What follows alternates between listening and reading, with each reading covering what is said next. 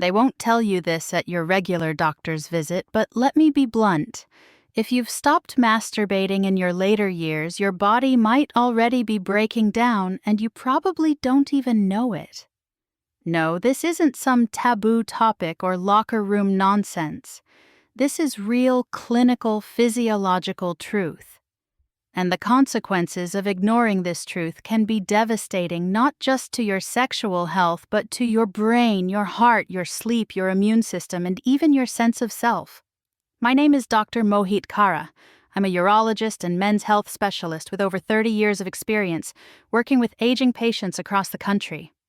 I've spent my career studying how the body changes as we grow older, especially when it comes to intimacy, hormones, and long-term vitality. And one of the biggest silent threats I've seen is this. Too many older adults abandon their sexual health, and with it a major key to their overall well-being. Here's what may surprise you. Masturbation isn't just a leftover impulse from your younger years. It's actually one of the most powerful tools your aging body still has to regulate your hormones, boost your brain, protect your prostate, and even fight off depression. And if you've stopped or never started, the price you're paying might be far higher than you think. In the next few moments, I'm going to walk you through exactly what happens inside your body when you stop masturbating in old age. And what I share may completely change how you look at your health and yourself from this moment forward. Before we get started, if you care about staying sharp, healthy, and independent as you age, go ahead and subscribe and turn on the bell so you never miss important advice tailored just for you. And if this message resonates with you, type 1 in the comments. If not, type 0. Your feedback helps me create content that truly supports your health and well-being.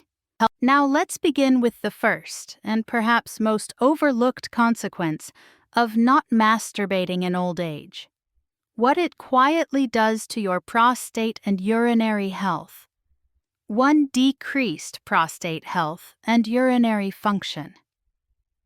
When I first began practicing urology over 3 decades ago, I didn't expect so many of my patients to open up about something so private yet so critical to their health, the quiet disappearance of sexual habits in their later years. One man I remember clearly sat across from me and said, "Doc, I just figured I didn't need that part of life anymore." He was in his early 70s, fit sharp, but he'd been waking up 4 or 5 times a night just to use the bathroom. And he couldn't understand why. What he didn't know, and what most men don't realize, is that regular ejaculation, even through masturbation, plays a crucial role in keeping the prostate functioning properly. The prostate is not just some passive gland sitting in the body. It's a living, dynamic organ. It produces fluid. It expands and contracts, and like any system, it suffers when neglected. Without regular stimulation and release, prostate fluid can stagnate. That stagnation creates the perfect environment for inflammation, swelling, and eventually the kind of pressure that disrupts everything from urination to sexual performance. You might feel it as a heavier bladder, weaker stream, or an uncomfortable sense of fullness that won't go away. These aren't just annoyances, they are early warnings. And here's the dangerous part. Chronic prostate congestion can quietly escalate into more serious conditions, like benign prostatic hyperplasia or BPH, which affects nearly 50% of men over 60. Left unchecked, it can lead to urinary retention, bladder infections, and even the need for catheterization. That same man I mentioned, he eventually needed surgery to relieve the pressure. Something that, had we addressed earlier through simple, consistent habits, might have been avoided. Regular ejaculation helps flush out the prostate, clear out old fluid, and reduce the risk of buildup. In fact, studies have shown that men who ejaculate 21 times or more a month are significantly less likely to develop prostate cancer than those who don't. And let me be very clear, we are not talking about a return to youth or some kind of obsessive behavior. This is not about fantasy. This is about function, about using your biology to protect your body in the simplest, most natural way possible. When you stop masturbating in old age, you're not just ignoring pleasure, you're risking pain, inflammation, and a gradual loss of control over one of the most basic human functions, urination. I've had patients who've become afraid to leave their homes because they don't trust their bladder. I've seen strong, proud men reduced to sleepless nights and daytime anxiety over a condition that might have been managed or prevented with something as simple as regular self-stimulation. And yes, there's a mental toll as well, losing control of your body in this way. Needing to map out bathroom breaks, dreading long car rides, waking every 2 hours at night, it eats at your sense of independence.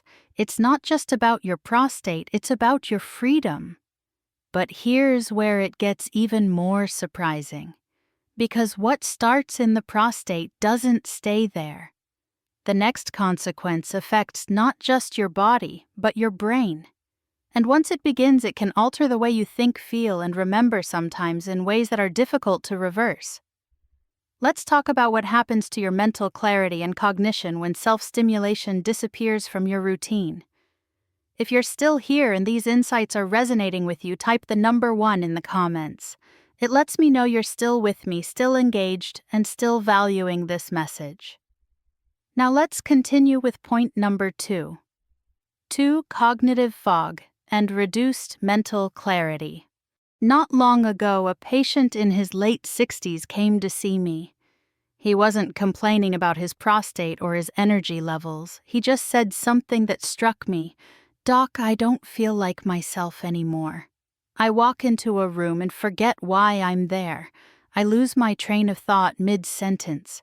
I used to be so sharp. Is this just old age?" It's a question I hear more often than you'd think. And yes, aging naturally brings some cognitive changes. But what most people, even highly educated health-conscious adults, don't know is that sexual activity, including masturbation, plays a powerful role in protecting brain function. Here's what happens. When you engage in self-pleasure, your brain releases a cocktail of neurochemicals, dopamine, serotonin, oxytocin, all of which are directly linked to memory, focus, and emotional regulation. These chemicals aren't just about feeling good at the moment. They help build and protect neural connections. They stimulate blood flow to the brain. They reduce cortisol, the stress hormone that in high amounts actually damages brain cells.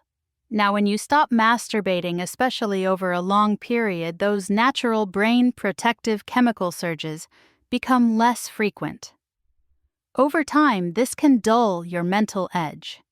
You may find it harder to concentrate, harder to process information, or even harder to feel motivated. It doesn't happen overnight. It sneaks in slowly.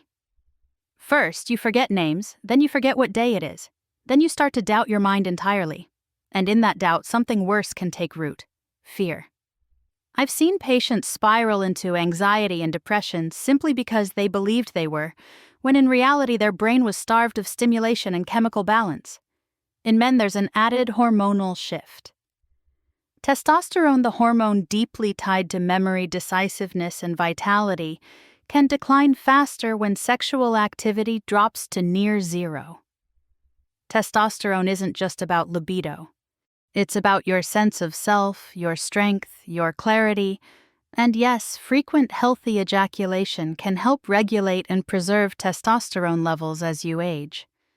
Some studies have even begun linking reduced sexual activity in older adults to early signs of cognitive decline, even dementia. Now, I'm not saying stopping masturbation causes Alzheimer's, but I am saying this. When the brain is deprived of stimulation, emotional release, and hormonal support, it becomes more vulnerable. It loses its rhythm, its resilience. And for many people, the fog becomes thick enough to change the way they live, how they interact, how they think, how they see themselves. One man told me he stopped going to his chess club because he couldn't focus on the game anymore. Another, a retired teacher, said he felt blank every morning. These weren't memory problems that required medication. They were symptoms of a life disconnected from physical intimacy, even with oneself. And here's the tragic part. These are avoidable. You don't need expensive pills or therapies. Sometimes it starts by reconnecting with your body, giving it the attention it quietly craves. Because when you stimulate the body, you awaken the brain. But this loss of mental sharpness is just one part of the equation. What happens next? When emotional balance begins to erode and your mood starts slipping without warning, it can be even more subtle, more damaging, and much harder to talk about. Let's explore how giving up self-intimacy can silently invite depression into your daily life. 3. Heightened depression and emotional numbness. I once had a patient in his early 70s, a widower owner, retired relatively healthy, who came to me not for a physical ailment, but for something he couldn't quite explain. He looked me in the eye and said, "I don't feel anything anymore. Not sadness, not joy, just flat." He paused, then added, "Is that normal for someone my age?" That question still echoes in my mind because I hear variations of it all the time. What many people assume is simply part of aging. The dullness, the disconnection, the slow fading of emotion often has a deeper, more physiological cause, and one that no one likes to talk about. The loss of sexual stimulation, particularly self-pleasure. Here's the truth. When you stop engaging with your own body in an intimate physical way, your emotional landscape can begin to shift in quiet but profound ways. Masturbation is not just a physical act, it's also an emotional release. It's your body's built-in stress relief system. During climax, the brain releases powerful chemicals like oxytocin and endorphins, natural mood stabilizers that combat anxiety, tension, and low mood. When you remove that release from your life, especially during a time when stress, loneliness, or grief are already present, you risk becoming emotionally numb. And that numbness can evolve into something more dangerous: depression. I've seen it unfold slowly. Someone stops masturbating after losing a partner, or because they think it's no longer age-appropriate. Weeks turn into months. They become quieter, more withdrawn. They lose interest in hobbies, even in conversation. They sleep more, or not enough. Appetite changes. Life starts to feel gray. And the cruel irony, most don't realize the connection. They blame themselves, or they think it's just the way life is now. But in reality, what they're missing is the simple but essential act of connecting with their own body. Not for pleasure's sake alone, but for emotional survival. Depression in older adults is often underdiagnosed because it doesn't always show up as sadness. Sometimes it shows up as fatigue, irritability, detachment, or the absence of motivation, the absence of desire. And while medication and therapy are important tools, I can't tell you how many patients I've helped simply by encouraging them to reclaim physical self-intimacy. One man told me he felt alive again after beginning to touch himself regularly for the first time in years. He said it didn't just lift his mood. It reminded him that he was still a human being, not just a body waiting to shut down. That small act gave him back a piece of himself he thought was gone forever. And this is what I want you to understand. Masturbation in later life isn't about fantasy lust or shame. It's about keeping your emotional system healthy. It's about giving your body a reason to feel, to release, to remember what it means to be present. Because when you lose that connection, you're not just risking sadness.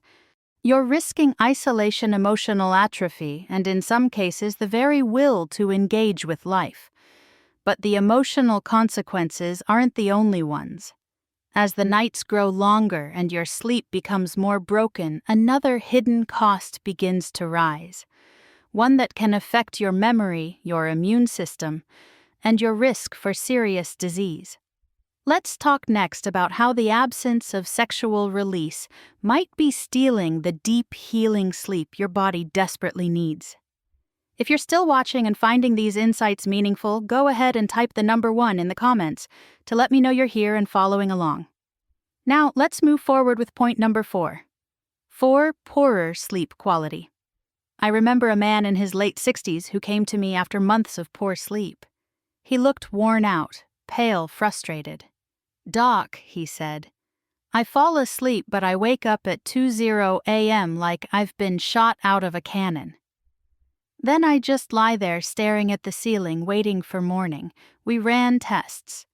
His labs were clean, no apnea, no major red flags.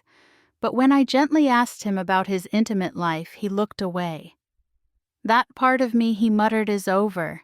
But that part of him, the part he thought had expired, was possibly the very key to what his body was crying out for: restorative, uninterrupted sleep. Sleep isn't just about closing your eyes and lying still. It's a complex hormonal process, and one of the most effective natural triggers for deep sleep is something most people forget after a certain age: orgasm. During climax, your body releases oxytocin, prolactin, endorphins, a perfect chemical cocktail designed by nature to shift the nervous system from stress to rest.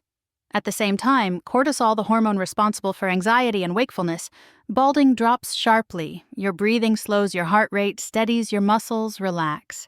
You enter the ideal state for deep sleep. Now imagine cutting that process out of your life entirely. Not just once, but for weeks, months, even years. That's what happens when older adults stop masturbating. The body loses a natural tool it once relied on. And what fills the gap? Often it's restlessness, frustration, tossing and turning. Some turn to sleeping pills. Others simply accept exhaustion as their new normal. But the consequences of poor sleep go far beyond just feeling tired. Chronic sleep deprivation weakens the immune system, accelerates cognitive decline, raises the risk of heart disease, and increases vulnerability to anxiety and depression. In older adults, it also contributes to false memory issues and loss of independence. I've seen patients who once led active, engaged lives slowly withdraw, not because of any major illness, but simply because they were too exhausted to function. And here's where it gets truly alarming. Many of them didn't know they were missing the one thing that used to help them sleep. Not a drug, not a supplement, but their own body's built-in release valve. Masturbation may seem like a small, even trivial act, but for some, it can be the difference between 4 hours of fragmented sleep and 7 hours of deep healing rest. One patient told me after reconnecting with this part of himself, "I sleep like I did 30 years ago. I didn't realize how much I needed that release. I thought I was just getting old." That's the problem. Too many people mistake biological neglect for aging, and they suffer silently as a result. If you find yourself lying awake at night, mind racing, muscles, tight hours dragging by, ask yourself, when was the last time your body felt fully relaxed, fully let go? Sometimes the answer isn't a new medication or a breathing app. Sometimes it's about rediscovering an old rhythm your body still remembers if you let it. But while sleep loss can quietly erode your energy and mental clarity, the next consequence we'll explore is even more physical. And it shows up in how your muscles weaken, your balance shifts, and your bladder begins to betray you. Let's talk about what really happens to your pelvic floor and circulation when intimacy disappears. 5. Weakened pelvic floor and blood circulation. Several years ago, I treated a retired firefighter in his 70s, a proud, physically strong man for most of his life. He came to me complaining of mild urinary leakage and difficulty standing for long periods without discomfort in his lower back and hips. "It's strange," he said. "I feel like the foundation of my body is slowly giving out." What he was describing wasn't just aging. It was the slow, quiet weakening of his pelvic floor, and he wasn't alone. The pelvic floor is a group of muscles at the base of your core, the very ones that support your bladder, bowel, and sexual organs. Most people don't think about these muscles until something goes wrong. Urine leakage, constipation, erectile dysfunction, or discomfort when standing or walking. But here's the part that's often ignored.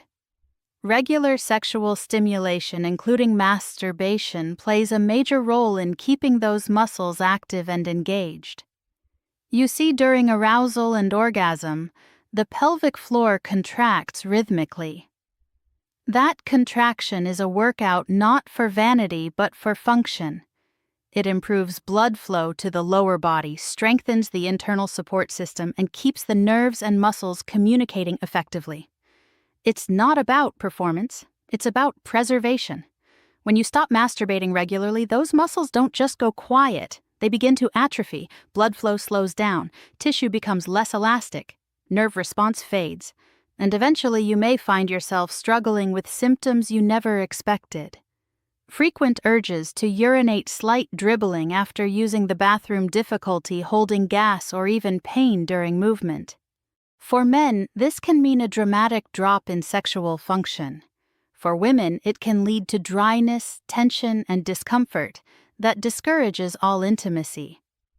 I've seen once independent adults begin avoiding social outings simply because they don't trust their bladder.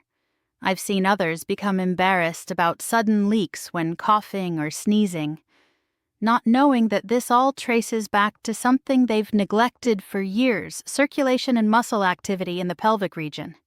And here's something I need to say clearly. Ignoring this area isn't just inconvenient. It can lead to falls, incontinence, and a loss of dignity that no one deserves. You might start relying on pads, special undergarments, or bathroom proximity planning, all because the base of your body isn't getting the stimulation and support it needs. And the longer it goes on, the harder it becomes to reverse. What breaks my heart is how many people suffer in silence. They don't talk about it. They feel ashamed, confused, or assume it's just part of growing older. But I can't stress this enough. Your body still wants to function even at 70, 80, or beyond. And one of the most effective natural ways to support it without medication or equipment is through safe, regular, intimate stimulation. When you reclaim that connection, you're not just activating pleasure, you're restoring strength. You're sending blood where it's needed most. You're waking up nerves, keeping tissues alive, and reminding your lower body that it still matters. But as physical as this consequence is, the next one goes even deeper, inside your immune system, your cellular defenses, and your body's ability to protect you from illness. Because what happens inside your bloodstream after orgasm might just be one of the most important and most overlooked health advantages of all. Let's talk about how sexual inactivity could be quietly weakening your immunity. 6. Lower immune function. A few winters ago, one of my longtime patients, a man in his late 60s who'd always been relatively healthy, came in looking drained. He'd been sick 3 times that season with lingering colds and low-grade infections. I used to bounce back in a day or two, he told me. Now every little bug knocks me out for weeks. When we ruled out the usual suspect diet sleep medication, I gently asked about another area of his life. Have you been sexually active at all, even alone? He smiled uncomfortably, then shook his head. Nah, not for a long time. That part of me is just retired. What he didn't realize, and what most people don't, is that sexual activity, including masturbation, has a direct impact on the immune system. That's not a metaphor, it's biology. During sexual arousal, and especially orgasm, your body produces a surge of biochemicals. Not just dopamine and oxytocin, which make you feel good, but actual immune-enhancing agents. Immunoglobulin A, IgA, for example, rises significantly. This is a key antibody that helps defend your body against viruses, bacteria, and infections, especially in the respiratory and digestive systems. Endorphins are also released, reducing inflammation and supporting healing. Now imagine going without that boost, not just for a week, but for months or years. Your body starts to lose one of its easiest, most natural defenses. In a time of life when your immune system is already slowing down, taking away this mechanism is like pulling the batteries from your smoke detector. You might not notice at first, but when trouble hits, your body won't respond like it used to. I've seen this play out in real time. Patients who've shut down their intimate lives often find themselves getting sick more frequently, recovering more slowly, or experiencing flare-ups of chronic inflammation. And while they may not connect the dots, their body is sending a clear signal: something's missing. And it's not just about fighting off the flu. The immune system is deeply tied to long-term disease prevention, cancer surveillance, cardiovascular protection, even wound healing. Regular sexual release helps maintain hormonal balance, reduce stress, hormones like cortisol, and increase circulation, all of which are crucial for maintaining immunity. When that disappears, the domino effect begins. Stress increases, sleep suffers, inflammation rises, and your body becomes a slower, weaker version of what it once was. One woman in her 70s, after losing her husband, told me she hadn't touched herself in nearly 5 years. When we talked honestly about the connection between sexual activity and immune strength, she decided to try reconnecting with that part of herself again. Not for desire, but for wellness. Months later, she returned with brighter eyes and more energy. "I can't explain it," she said, "but I just feel more alive, like my body is working with me again, not against me." That's not magic. That's what happens when the body gets the signals it needs. Signals that say, we're still here, we still want to thrive. It's easy to overlook or dismiss or feel awkward about. But your immune system doesn't care about shame. It only responds to action. And sexual stimulation, even solo, is a powerful action, one that sends a message of life and strength through every cell in your body.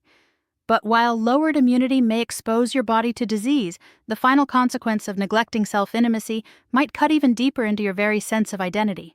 Because when you stop touching your body, you may slowly stop recognizing who you are. Let's explore how self-neglect can quietly erode your self-worth and what you can do to reclaim it.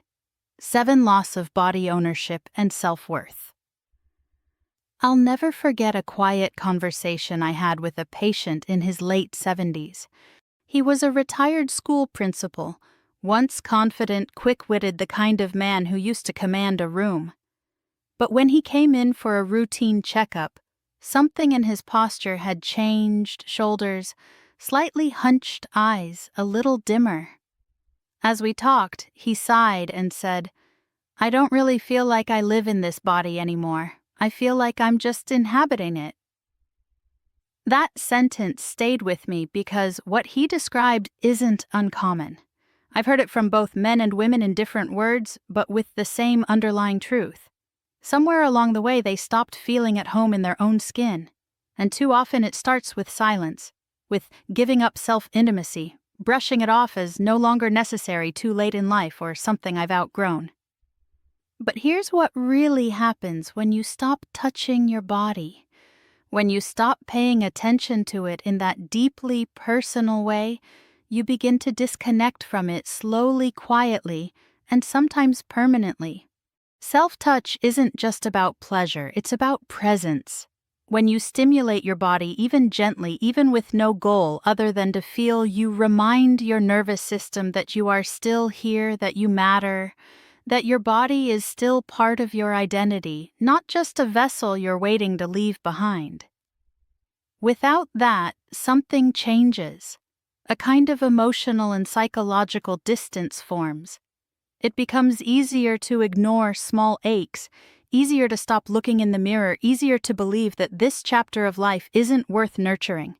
And that is the most dangerous loss of all, the loss of your own sense of worth. I've seen this disconnection lead to deep emotional numbness, shame about aging, a withdrawal from physical affection, even a loss of motivation for basic self-care. People stop exercising, eating well, and dressing with intention. Why bother, they think, when this body no longer feels like it belongs to me? One woman told me she hadn't touched herself since menopause. "I just stopped feeling like a woman," she said. "And the less I touched myself, the more I disappeared." That word "disappeared" hit hard, because that's exactly what happens for many older adults who stop engaging with their physical selves. They don't just lose pleasure, They lose identity, visibility, a sense of aliveness. And here's the part I need you to hear. It doesn't have to be this way. Reclaiming your body through self-touch isn't about being sexual in the way you were at 20. It's about honoring the life still present in you. It's about saying, I'm still here. I still feel. I still deserve to be seen even by myself. When you reconnect with your body, even in the privacy of your own home, you begin to reverse that quiet eraser. You remind yourself that aging is not vanishing, that your worth didn't expire with your youth. You come home to yourself again. And that perhaps is the most healing act of all. And now as we come to the end of this journey, let's tie it all together. Because while each of these 7 consequences is serious on its own when combined, they tell a much larger and much more urgent story. In the final message, I want to show you exactly what's at stake, and more importantly, how you can take back control starting today. Final thoughts: reclaiming intimacy, reclaiming health. Looking back over the years I've spent caring for aging patients, what strikes me most is not just the medical challenges they face, but the quiet, invisible losses they carry. Losses that don't show up in lab results or scans. A man who used to feel confident now avoids mirrors. A woman who once radiated joy said she hasn't felt anything in her body for years. And more often than not, they've been told that this is simply what getting older looks like. But I don't believe that, not for a second.